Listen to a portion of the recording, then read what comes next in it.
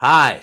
Welcome back to Mary Trump Media Live. Mary is out today. I'm Brian Karem sitting in, and I want to thank everybody for having me today. After all, there is a lot of fun going on in Washington, D.C. It continues with the Donald Trump reality American Hell show. He started today by telling us, don't call him a dictator, just come along for the ride. So, hey, folks, let's dive in.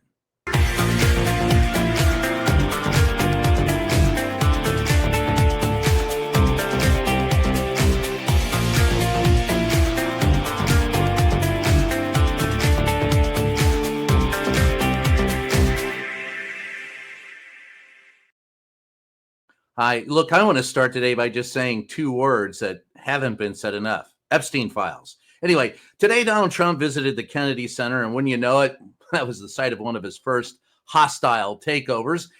He announced new honorees and also rambled in rage in front of the press, us, about Washington, D.C., and yet another example of how he's sliding into dementia. And don't forget, he wants to be the host of this. He has never gotten an award. He's going to give himself one. Anyway, he did speak about the new honorees and awards, being sure to make sure it's all about himself.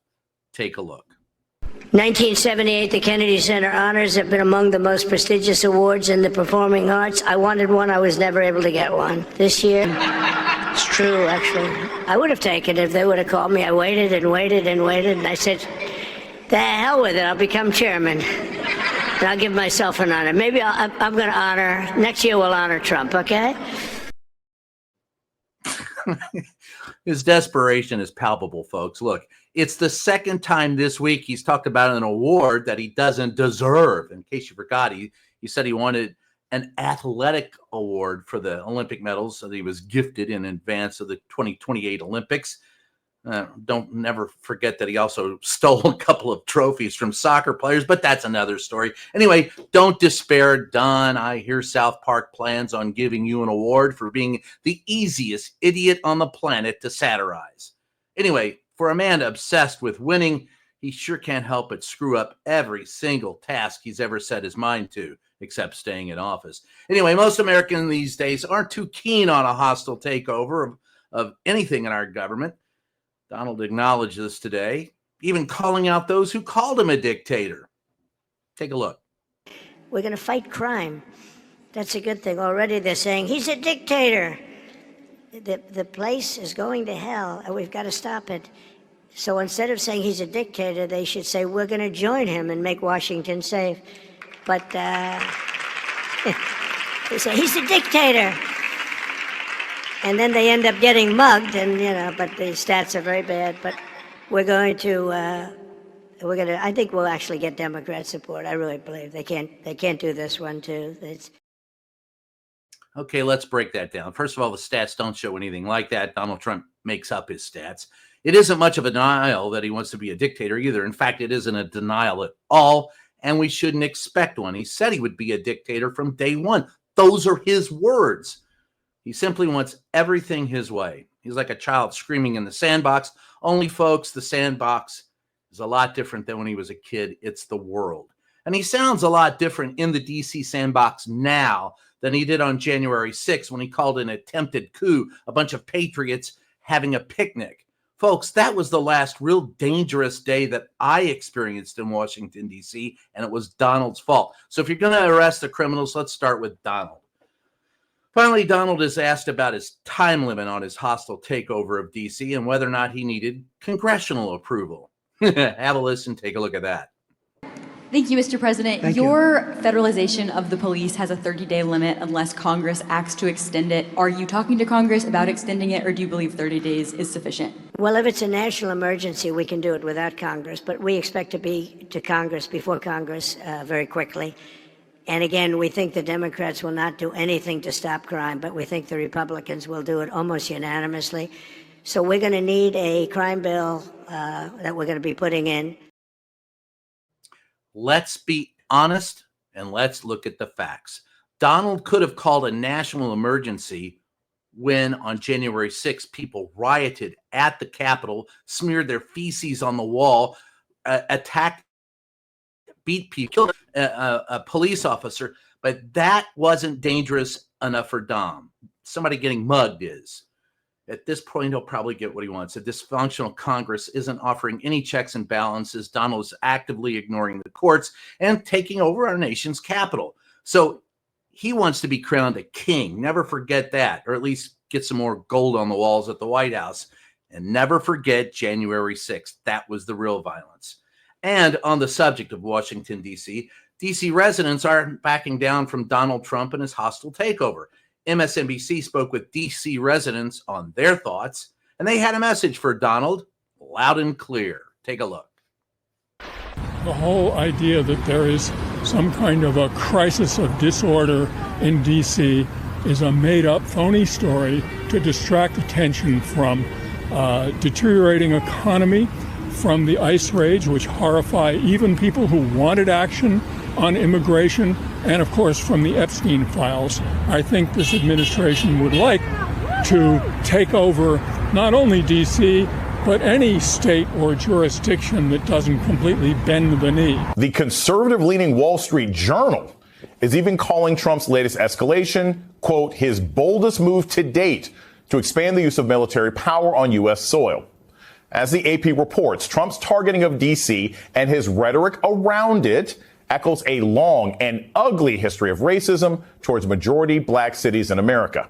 He's doing the dictator playbook again, just like he did in L.A. He does this with black mayors. Yes. Whether it's Baltimore, L.A., New York. It is the reincarnation of George Wallace, of Huey Long, of the disgusting policies of the past. This is part of the very dangerous slide towards authoritarianism. Slide, we're there, folks. This is authoritarianism. And guess what? You saw all of that footage just now. And what weren't we talking about? Jeff Epstein. So yeah, Donald and his regime, this is, to sum it up, a distraction from the Epstein scandal, bad economy, total incompetence, but mostly the Epstein scandal. That's the last thing that Donald Trump wants to talk about. And it's the only thing that his own supporters want to talk about. It isn't going away. And what's frightening is he's just desperate enough to do anything to avoid talking about it. And I do mean anything, up to and including declaring a war. You saw the movie Wag the Dog. Folks, take a look. Donald Trump is wagging something. I hope I don't have to sit around and watch it much longer. Anyway, Donald and his regime are pushing these insane stories and facts, they aren't facts, to keep from saying the word Epstein. And at the same time, to justify this takeover. Hermit Dillon, the head of the civil rights division of the DOJ, look at what he tweeted.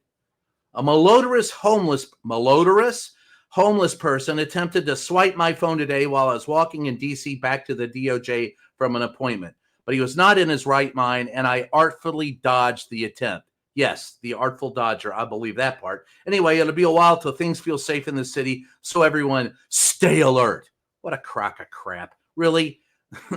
Unsafe my ass. I've lived in the DMV of Washington, D.C. I've partied there. I've been there late at night. I've walked to the metro late at night. I worry about teenagers sometimes because, they pass out on the subway. But good Lord, I've been to high school football games that are more dangerous than most parts of the district. Are there some dangerous parts? Yeah, there are dangerous parts of every city. And for those that think buying safety with Donald Duck's latest tragedy is relevant, let me remind you, it's not. Remember what Ben Franklin said, those who would purchase safety at the expense of liberty deserve neither. If Donald Trump was really upset about street violence, he'd reintroduce the automatic weapons ban and do something about the nearly daily occurrence of mass shootings in cities and states across the country. But that doesn't jibe with the script of the Donald Duck reality show. So he's not going to do it. Anyway, while Donald Trump pushes a hostile takeover at home, things in Gaza are getting worse and worse.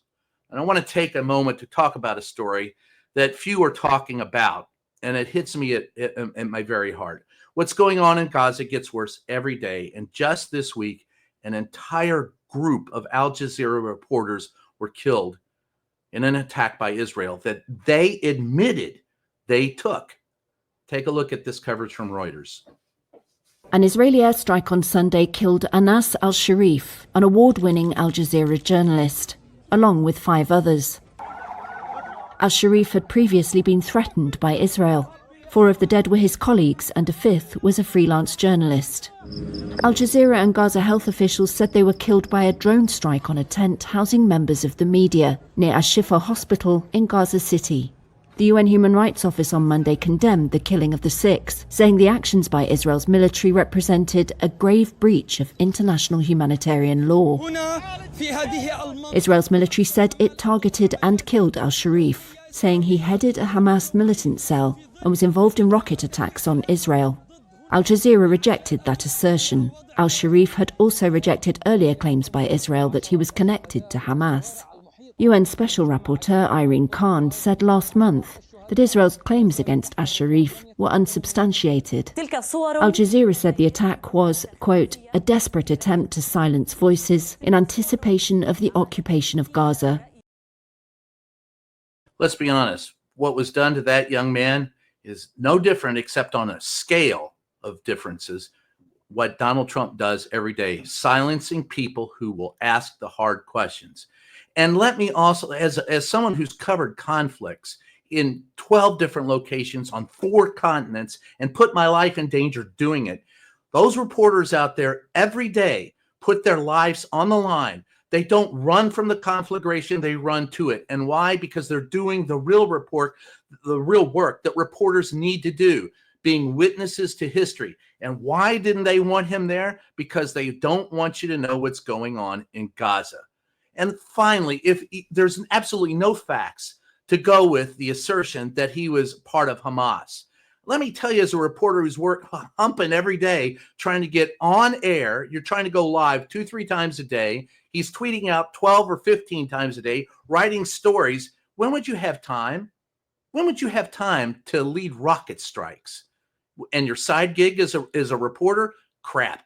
Let me tell you something. Terrorists don't hide in front of the camera. They hide in tunnels and they hide in under hospitals and under residential areas because they're cowards. This man was brave enough to stick his face on camera and speak truth to power. And that is what we should be supporting. And it breaks my heart that there have been 180, there have been more reporters killed in this war than in any reporting from the Committee of Project to CPJ, Committee to Protect Journalists, than they've ever reported. 184 reporters have been killed in the Gaza war, including 2 Israeli reporters, 170 some odd Al Jazeera or Muslim reporters, and 6 reporters from Lebanon. So, folks, it's as serious as it gets. Meanwhile, we're just 48 hours away from Donald Trump's meeting with his betrothed, Vlad the Impaler Putin, where Trump will once again try to regain favor with the love of his life and attempt to convince him to end another war, this one in Ukraine that he said he would end on day 1 and hasn't ended. Anyway, here's CNN with the latest on that. President Trump seems to be tempering expectations ahead of his meeting with Vladimir Putin Friday in Alaska. Trump hoping it will help end Russia's war in Ukraine, but notably he suggested it will not include Ukraine's president, Volodymyr Zelensky. This is really a feel-out meeting, a little bit. And President Putin invited me to get involved. He wants to get involved. I believe he wants to get it over with. Now, I've said that a few times, and I've been disappointed. We're going to see what he has in mind. And if it's a fair deal, I'll reveal it to the European Union leaders and to the NATO leaders and also to President Zelensky. I think out of respect, I'll call him first. And then I'll call them after. And I may say, lots of luck, keep fighting. Or I may say, we can make a deal. A feel-out meeting. Donnie, your Freudian slip fell. Anyway, it's hard to imagine that Don's going to be successful in this. He hasn't been yet. And Putin has no desire to end this conflict. Donald Trump can't even honor entertainers at the Kennedy Center without embarrassing himself and sounding like a deranged roofer. Putin doesn't respect him and continues to play him. This meeting is purely for show.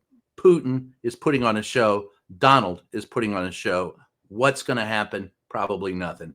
Putin actually is proposing a land swap, wherein Ukraine will give up land that was purchased in blood by the aggressor, Putin, so he keep the land that he stole from Ukraine.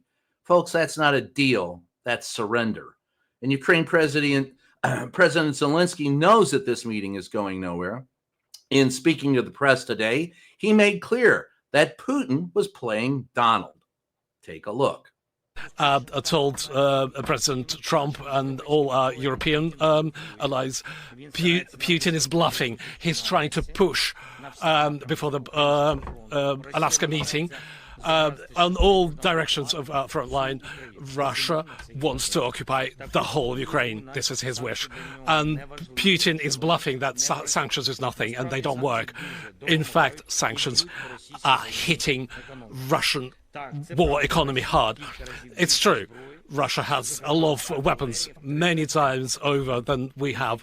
Artillery, let's say, for three times more. But they sustaining 3 times more losses. And I said about it to our European friends, to President Trump, that Putin definitely does not want peace. He wants to occupy Ukraine. And we all understand that Putin cannot fool anyone. We need future and further pressure and European and American sanctions against Russia. And together, our union of partners can stop war of Putin's. We spoke about the Alaska summit. We hope that the central topic will be the ceasefire, immediate ceasefire.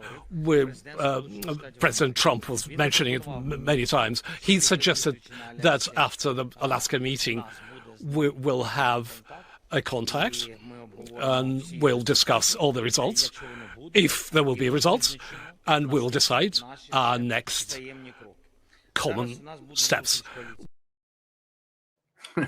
Look, Zelensky is right, folks. Putin has no intention of making peace with Ukraine unless he occupies all of it. I was in Ukraine. I can tell you that's not going to happen. The Ukrainians are a very proud people, and you may be able to level that country, but you'll never be able to conquer it.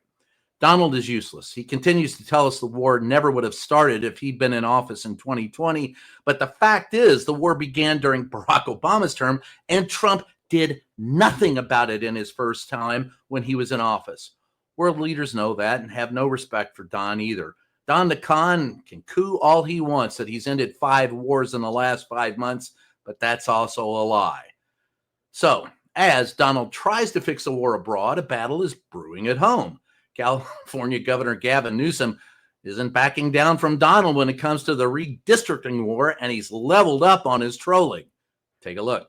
Governor Gavin Newsom taking another jab in the social media war over President Trump's redistricting plan, this time with a post that certainly seems to be a parody of the president's own online style, including all caps. Take a look at this. Donald Trump, this is what the governor's press office writes.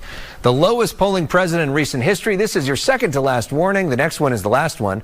Stand down now or California will counterstrike legally to destroy your illegal crooked maps in red states. Press conference coming, hosted by America's favorite governor, Gavin Newsom. Final warning next. You won't like it. Thanks for your attention to this matter. I don't know who's writing those tweets, but I love them. Anyway, Newsom knows how to give it to Donnie where it hurts, man. And we know that's one thing Donald Trump despises, being made a fool of. Of course, he does it enough himself, but he doesn't recognize it until other people do it. Anyway, it's embarrassing to him when people beat him at his own game. And Newsom took it even further today in trolling Donald, tweeting a hilarious pointed statement. He said, and here we go, huge historic event, Thursday, 11:30 a.m. Pacific in Los Angeles. A beautiful rally, a big, beautiful rally. Press conference with Gavin Christopher Newsom and strong Democrats will destroy Greg Abbott's totally rigged maps. Tremendous work is being done. Donald Trump, the criminal president, get ready for the most beautiful payback you've ever seen. Could be the worst day of your life as your presidency ends. Dems retake Congress. America will be liberated. Liberation Day, many are calling it. Thank you for your attention to this matter, Gavin Newsom. You know, I always love that. Thank you for your attention to this matter. It sounds like Donald is like a bill collector or a repo man. You know, you owe me $50. Thank you for your attention to this matter. It's the most ridiculous thing I've ever seen. And with that, well, I thought that was my emotional support moment. But with that, we have today's emotional support moment. look up tonight, folks. I do love this stuff. The Perseid meteor shower is back. Bright streaks across the sky in one of the summer's most spectacular shows. This yearly sky event comes when Earth drifts through the dusty trail of a comet.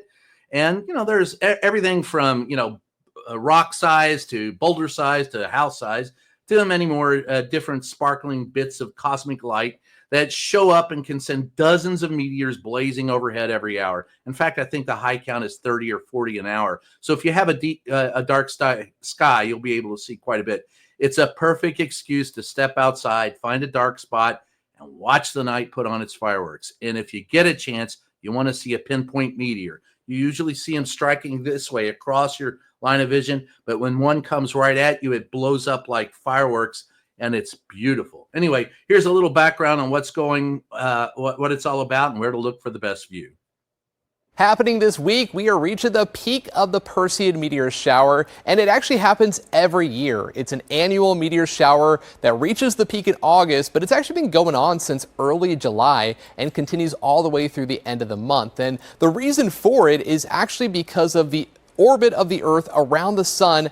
As that's happening, it actually encounters this debris trail, these small particles of dust and small rocks from a comet Swift-Tuttle. And as the Earth is passing through that, these very small particles enter the atmosphere and become those meteors that we get to enjoy. So if you want to check it out, you're going to want to look towards the northeastern sky, towards the constellation of Perseus, which is where it gets its name. And you could actually see anywhere from 10 to maybe as high as 30 meteors per hour during the peak. And some years, it's even more spectacular with over 100 meteors per hour. But this year, we have to deal with a nearly full moon, making it kind of bright and hard to see some of those smaller meteors. So again, if you want to check it out, it's happening tonight and will continue all the way through the end of the month.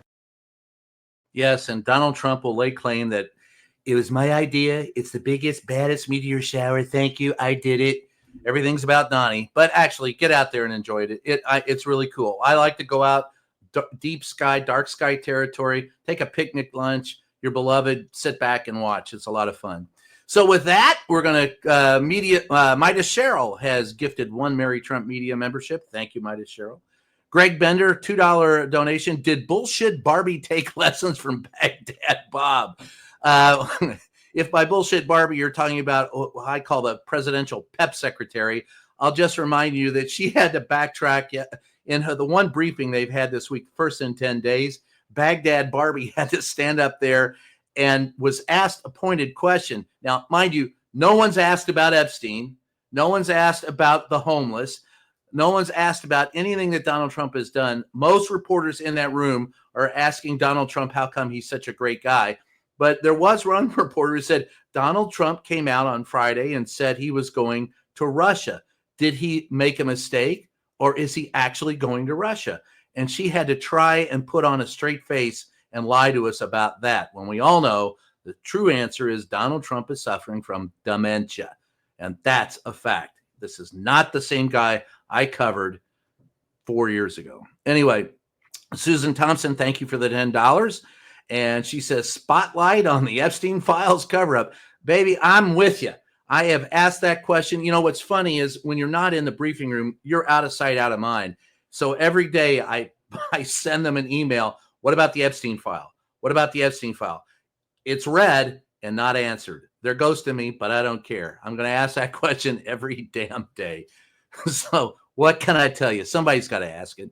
Zella, $10. What Susan said. I second that. I second that too. I don't know what Susan said, but I'll second that emotion. Anyway, Dodie Palmer, $1.99. Always good to hear from you. Well, thank you, Dodie. It's always good to be here. You guys are a lot of fun, and it's always good to sit here and talk about the White House with people who actually get it, because I have spent, I ran across a Trumper yesterday, and they said, look, he's making the country better. I know the district. It's safe now. He's going to make it safe. I go, when was the last time you were in the district? Oh, I've never been to the district. Now, how the hell would you know whether it's safe? I've lived there 32 years. You're trying to tell me that my own experiences count for nothing, but what Donald Trump tells you does? Yeesh. So anyway, I appreciate hearing from you guys. Kelly Sanford, $10. Hi, Brian. Great to see you. Great to see you too, Kelly. I hope everyone's doing well, and I sure appreciate being here, and I appreciate Mary asking me to do it. It's always fun to sit in. Lizzie Beth, $5. Question: if DJT gives Alaska to Putin, do we get our money back that we paid for it? Well, it's only $7.2 million. But, that I got to tell you, Lizzie, I'm being honest as hell. When I heard that he was going to Russia or going to Alaska, the first thing I wrote in a piece, and I think I may have even tweeted it out, I said, why is he going to Alaska? Is he going to sell it or give it back to them? You never know with Don. The thing is nothing would surprise you. And I'll be also honest with you. When we were talking about Baghdad bullshit, PEP Secretary Barbie a few minutes ago, if Donald Trump came out into the press briefing room and said, you guys turn down the television, the water's backing up in the toilet, and then walk back into the White House, Baghdad Barbie would come out 2 minutes later and tell us why Donald Trump is so brilliant. That's the type of people we're living with. So Alaska to Putin, do we get our money back? No, we won't get our money back. Donald will probably pay him. Sunshine F, great clip. Really, is it just cut and paste? Gavin will walk circles around him with his eyes closed. It doesn't take much. And one of the reasons why you won't see Donald Trump sit down to do interviews, long form interviews, or even answer questions from people like me or April Ryan or Jim Acosta or John Carl or any of the people who tormented him during his first administration is because Donald Trump cannot handle it now. He used to enjoy the fight. He used to pick on, when I would sit down in a press briefing with him, he would look for me, he would call on me, and he wanted to fight with me. And he did the same with Acosta and with others. This version of Donald Trump, my 5-year-old grandson can walk circles around him. Donald Trump is not the man that he was when he left office the first time. Where are we? If they gave out awards for pathological lying or pedophilia, maybe Dementia Donnie would qualify. Well, if they gave out awards for pathologically lying, he'd win an Oscar. Look, I keep saying this man missed his calling. He would have been a great game show host. I could see him hosting Family Feud. He'd get to kiss all the girls like, Richard Dawson, and probably try to do, unmitigated things with others. But nonetheless, he missed his calling. This man should never have been president. He's a con artist.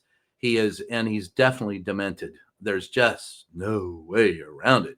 Anyway, Susan Thompson, $10. Thank you for hosting tonight, Brian. You rock. Well, thanks. You rock too. In fact, I got my guitar back there, and I'll be rocking later. Rock and roll is good for the soul. I can't help it. We love it. So, Maria Betancourt, thank you so much, Brian. I always enjoy your shows. Well, thank you, Maria. Again, I enjoy being here. You guys are great. Hi, Brian. Or Trump is deliberately saying Russia to protect his beloved Putin from arrest. Well, I do believe that there is a reason why they're meeting at a joint base in Alaska, not only because it's the height of the tourist season in Alaska and it's a very small population and not a lot of places can host a presidential meeting of this order. But I think it's it's a short trip for Putin. He doesn't have to risk being picked up by the international court. He can fly into it'll be safe. They'll fly in, they'll talk, they'll kiss, they'll make up, they'll fondle each other. Someone will get a reach around and Putin will leave back to Russia. Dorothy Reed, a $2 super sticker. Thank you, Dorothy. Hi, Brian. Tip: the rich always get richer off the backs of workers. Well, yeah, that's pretty. If you take a look at what Donald's done, and that's why I think the oligarchy is done with him. If you've noticed, if you've noticed, Donald Trump, the moment they passed the one big beautiful bill, who was it that dropped that big story about Donald Trump that led to the current scandal? Why, that was Rupert Murdoch. And Donald Trump then went around and look, Donald Trump is not one of the oligarchs. He is the gatekeeper for the oligarchs. He's not as rich as they are. He doesn't have their influence, and they're pretty well done with him. He got the big, beautiful bill passed, so they got everything that they wanted from the big, beautiful bill, all the cuts, all the stuff with crypto, and now Donald is pretty much useless to them. So they started this, and Donald Trump can't react to it. He's threatened to sue. Well, he did sue Rupert Murdoch. And what did Rupert do? He dropped another story. And that hasn't been talked about much either. But I think the rich getting richer, I think they've about had all they can take out of Donald Trump.